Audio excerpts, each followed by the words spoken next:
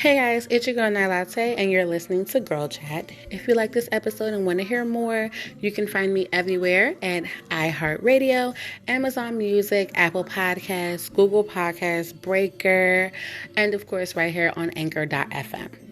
And also, if you want to chime in on today's episode, don't forget to hit me up on Instagram at GirlChatNightLatte.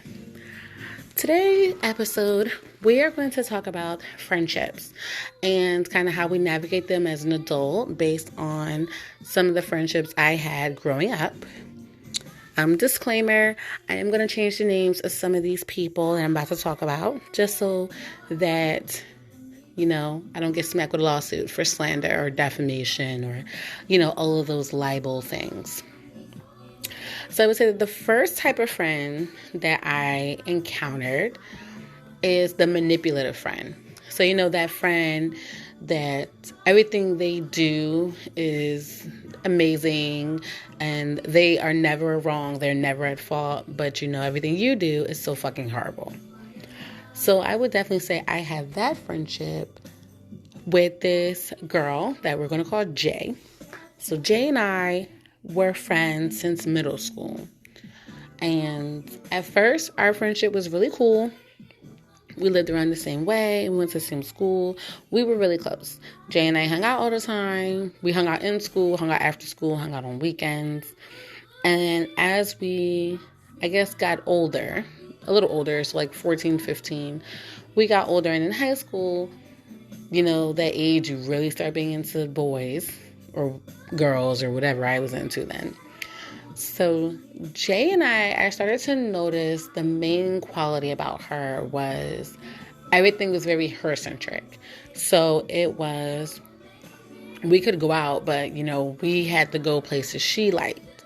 It never was places I liked to go or things I liked to do. We always did what Jay liked to do. We always went where Jay wanted to go. We always hung out with who Jay wanted to hang out with. And when we did kind of go places that I wanted to go or did things that I wanted to do, she would complain the whole time about, how she didn't really want to be here and it was so boring and so lame and we could have did this other thing simply because it was something that it wasn't her idea. So kind of as we got older, we started really being into guys. And then I noticed kind of everything with Jay started to become like a setup. So where I'm going with this would simply be, I remember one distinctive time, we both were friends with this guy. We were cool with this guy. We both kind of had a crush on him. I thought he was cute. She thought he was cute. I liked them. She liked him. So me being me, so I used to flirt with him, whatever. I was very outgoing, and Jay wasn't super outgoing. We both were outspoken, but I was more of the type that would go up to a guy, and Jay was the more play it cool, let the guy come up to her. So we were all hanging out, Jay and I and this guy and a group of friends. We were all hanging out, and I made this comment, this joke about him not having a girlfriend because his dick was small or something. So we're all laughing, and the guy's like, oh, well, you can see it if you want. And I was like, please, you won't want to show it to me because you don't want me to embarrass you. So he well, come on, we can go in another room and I'll show you. So me, Jay, the other girls, we all go into a little girl huddle. And I'm I don't know, I don't want to see it. I'm scared. And Jay's the main one, no, you should go ahead. You should see it. Go ahead, go do it. So I decided, okay, come on, come show me. So he takes me in the basement and he shows me it. And I'm okay, impressive. So I guess he was trying to insinuate, for me to suck it. And I'm not going to lie, y'all, back then I was I don't suck dick. Because I really didn't.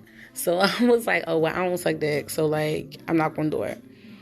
So we went back upstairs. So Jay and the other girls pull me aside. And they're oh, what's it look like? It's big. What y'all do down there? So I'm sitting there telling them, no, we didn't do anything. He showed me it. That shit was nice. But, he was trying to get me to suck it. And, I don't suck dick. So Jay is the main one, all hype and all, enamored by my experience. And then we leave our friend's house, and the next couple days, Jay wasn't answering my phone calls. I'm the type of friend, like, I'm not going to go over your house without calling you first, seeing where you at, like, if you even want me to come over. So, for like the next 3 days, I'm calling Jay, no answer. I'm like texting her, no answer. I'm calling her on the house phone, no answer. So I would call like our other friend, and I'm like, yo, like, what's up with Jay? Like, is she sick? And find out she's with our other friend. And she's like, no, like, Jay was just up here. Like, she seemed fine to me. But that's when I come to find out, like, all of our friends around us knew she had a problem with me. She was mad at me about something. And everyone's like, oh, like, y'all didn't talk to Jay. Like, Jay said y'all wasn't cool. And I'm like, well, why are we not cool? Like, I'm fucking baffled. Come to find out, she literally egged me on to see this guy's penis, whatever, go in the basement with him. And then come to find out, she then was mad at me because I went and did it. And I'm like, I'm confused. Like, you was the main one telling me to go do it. And then you're like, nah, like, you have an attitude. So I had to literally have a conversation with her. I found myself, like, apologizing. And looking back now, I'm really like, why the fuck was I apologizing? Like, I didn't do anything wrong. But back then, I was just like, I called this girl, like, my best friend. And I'm like, I don't want her to be mad at me. So, like, I'm going to just say sorry. And a lot over the years, I found myself doing that a lot in our friendship. Was like, I was apologizing for her having an attitude at me doing nothing, or me doing something that she was okay with at the time. So I kind of found, like, looking back, that was a really one-sided manipulative friendship. Like, every time she needed me, I was there, first one there, one call away, one text away. But then it just seemed like whenever I went through anything, sis was busy. She couldn't be bothered to text back. It was like, no, I can't. Like, I'm kind of middle of something. Everything else was more important. But when the roles were reversed, I was almost expected to be right there at all times. Like, I'm not going to lie. I felt like at some point a flunky. So that was a very one-sided manipulative friendship. And looking back, what that taught me about people was that there are people that are only in it for their benefit. That those kind of people exist in the world, which I didn't know really at the time, but like, it kind of taught me that growing up now and being 30, like, yeah, I can now recognize a one-sided friendship now. Like, if I'm putting in more effort than someone else is putting in, then yeah. Bottom line, Jay and I eventually just kind of fell off. We didn't beef. There was no argument. We just didn't really speak anymore. And when we tried to be cool in the later years, like in our 20s, like in our early 20s, we tried to be cool. It was just, we were two different people. Like, I don't know if it was a whole, like, too much time passed thing, but we were just two different people. So the next friendship, I say, that kind of taught me a lot about just overall myself, would be the friendship, I call the friendship of familiarity. And that is with this girl that we're going to call her Asia. So Asia and I had been friends since I was like 7 until about 2 years ago. I want to say until about 2 years ago. So you're talking about 7 to like 27, like 27, 28. We've been friends for literally 20 years. And, if she's listening to this podcast, it's not that I'm not friends with her now. It's a familiarity thing. Like, I can't really call her a friend now. It's just, we've known each other for so long. There isn't really any beef. It's just one of the things where, like, I know who you are. I see you. So Asia and our friendship has always kind of been, definitely I would say familiarity, especially as we got older. So Asia and I, like I said, have been friends since we were like kids, since we were little. We've been friends forever, but it always just kind of seemed like I was always a better friend to her than she was to me. So whenever she needed to talk to me about something, whether it was like a shitty boyfriend or a shitty home life or a shitty other friend or anything, like her baby dad issues, like anything, whenever there's some shit going on with her, she would call me. it was never call and see how I'm doing, calling to check up on me. It was like she only called me when some fuck shit was happening. And then when shit in her life was going great, she didn't know my number. So that kind of happened over the years. And then what I learned looking back in our friendship was every time we fell out, it was mostly because everybody got into her ear. And it was anybody could tell her anything about me or anything, and she went for it. And every time she went for it, she would, I guess in a way, just kind of turn on me. And then after a while, she'd come back and apologize. But it was never, I never got the benefit of the doubt. It was always immediately whatever someone else said was instantly assumed to be true. And she wasn't open to having a conversation or anything. Like if it came from someone, it was true. And I know our friendship suffered a lot. Definitely, I would say well into like our 20s. Our friendship suffered a lot because of that. And I would say in the last, up until about 3 years ago, we kind of fell out because it just seemed like I got kind of caught up in my own like adulting, but it just seemed like she had time for everyone else except for me. So it would be like she would come around like our neighborhood or like come around my way, but wouldn't go to see me, but she'd go like 40 minutes away to go see other people. And it just kind of seemed like after a while we weren't as close anymore. We barely talked. We hadn't seen each other in like years. So it was just something where it's like, I call it a friendship of familiarity. Like we're only cool because we've known each other for so long. There's not any real beef there. And right now, I mean, I really wouldn't call her my friend, but like I don't have a problem with her. It's one of the things where like I see what it is and, you know, I'm just cool off it. So navigating those friendships, kind of looking back, helped me kind of define the type of friendship I don't want. And I'm able to spot when a situation's one-sided or where a person isn't really as cool with me as I am with them. But, guys, more importantly, this friendship that I had recently as an adult showed me what I call it the undercover hating friend, which I know you guys post about that on Instagram all the time. But I never experienced friendship like that literally until this year. Well, until 2021. So until last year. So last year, we, you know, Aaron and I, we had these friends who we're going to call Adrian and Brianna. That's what we'll call them. So we had these couple friends, Adrian and Brianna. Adrian was the more like dominant figure in the relationship. They were both girls, but Adrian was the more dominant figure in the relationship. And for those of you that know me and mine, I'm a very dominant figure in my relationship. So Adrian and I were cool, like off the rip. We were cool when we first met and we clicked instantly. So, you know, she was telling me about Brianna and I was telling her about Aaron, and we were instantly cool. Like we clicked amazingly. Like Brianna and I were the same type of person.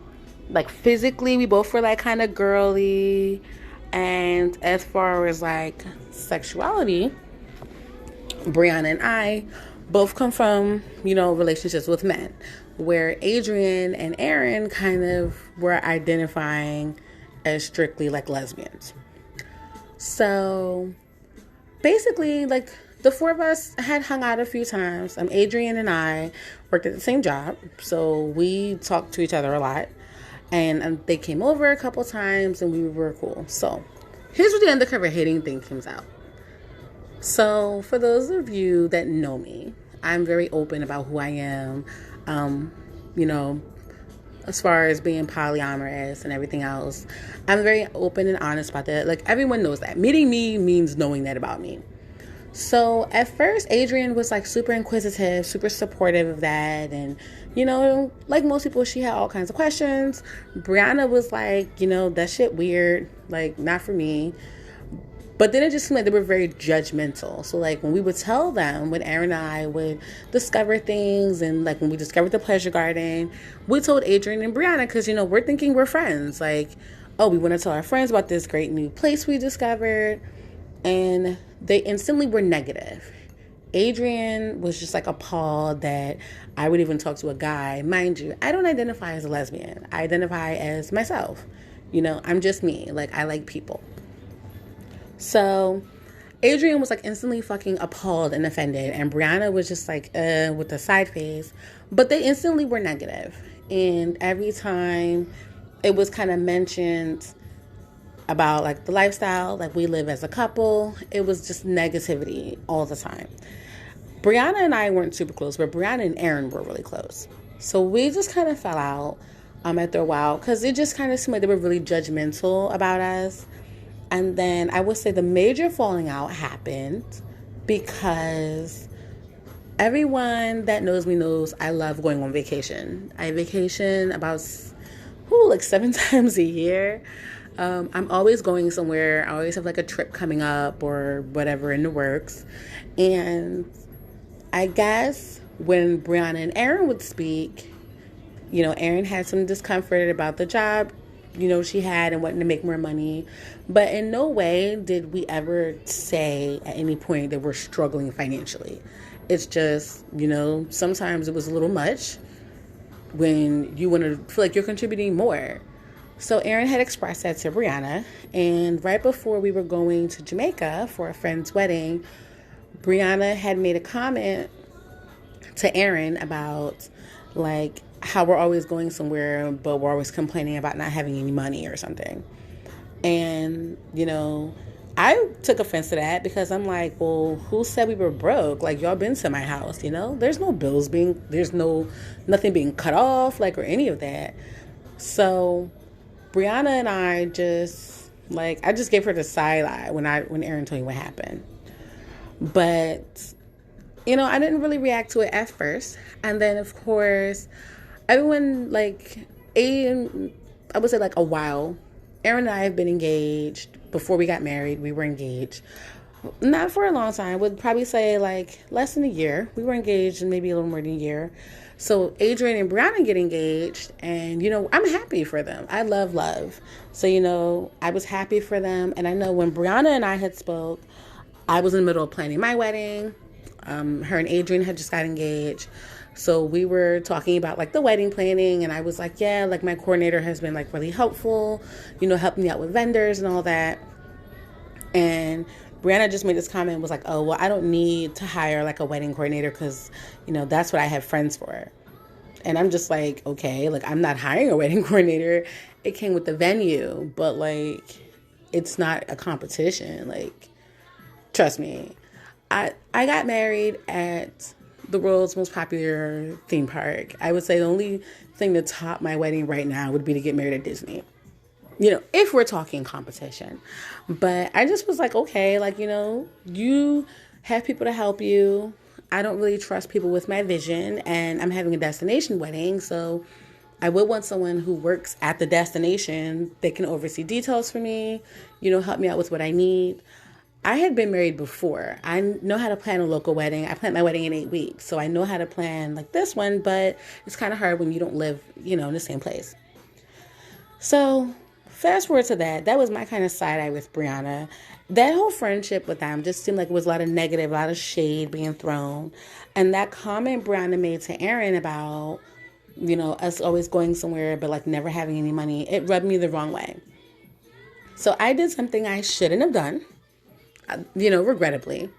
But true millennial female fashion, I go to Facebook and I write a status, and it was count your blessings, not my coins. Basically mind your business. So Brianna doesn't really say anything. Adrian decides to say something about, oh, well, people can't speak on your business unless you put it out there. So me, being me, I'm a direct person. I write her on Messenger, and I'm like, okay, well, what's the problem? Clearly you comment on my status. What's good? What's the issue? And she just starts going off about how oh, well, Aaron's the one saying that, you guys are broke. I'm like, well, broke is what I'm not. But to me, if the issue was between Brianna and Aaron, I don't understand why you're coming to me. That's the thing. Like, why are you coming at me? I can express whatever. I'm not saying nothing to Brianna. I'm letting Brianna and Aaron go through that. I'm expressing an opinion, a public forum expressing an opinion. But to sit there and you're really trying to go toe to toe with me, and it's like, honey, they literally don't call me nine never scared for no reason, because I'm literally never scared of anyone. So fast forward, that didn't end well. So that friendship only lasted a couple of months. But that definitely taught me, for the first time, I didn't realize that whole hating friend thing existed. I didn't think there were people that could be cool with you and secretly are hating. Like, we went to other countries, we went to other places tons of times. And I guess because I'm going to say it seemed like because they weren't able to really travel the way we traveled, it just kind of seemed like they were jealous and judgmental. Like, I'm just going to put that out there. Jealous and judgmental. And mind you, this is the first time I've spoken about this situation to you guys or to anyone. And I know recently Aaron was saying, like, on TikTok that there was like a thing Brianna was like coming for her, and like had screenshot of her page, but they were making comments about Aaron's like sexuality and saying how she's like a fake lesbian because, I don't know, apparently you can be one of those, or a fake lesbian, or talking about like us as a couple, and then talking about kind of our lifestyle. And it's just like, I take the high road. I don't need to bash anyone to feel good about me. Like I said, I wouldn't even be mentioning the situation that happened between us as friends if it wasn't really a part of this episode where, like I said, it's called Friend or Foe for a reason. It's just helping. That was a friendship that helped kind of shape my perspective on people. Even though it was a short friendship, it just kind of showed me that, if a person's negative and they're judgmental and they come off as jealous, they're probably not your friend. So the best thing I would say that came out of that friendship was Adrian to say to me, no love laws. Like, to me, if you can go from 0 to 1,000 over nothing, then you were never really my friend. And if you could find time to bash us months after, you were never friends. We were fillers. And I guess sometimes that's what you need. So I would say the moral of all of this is definitely say that those are just 3 friendship types that I say are the most significant in helping me figure out this whole fucking adult thing when it comes to meeting people and trying to form those friendships and relationships that are non-romantic. They're just things you have to watch out for, the red flags, as I call it. So guys, let me know, chime in and tell me about some other red flags you guys had in your friendships and kind of what you've learned from that. And don't forget to check out not just this episode, but all the other ones. We're trying to get us to 1,000 streams. So again, this is your girl, Night Latte, the Poly Princess. And thank you guys for tuning in to another episode of Girl Chat. It's been real, hun. Bye.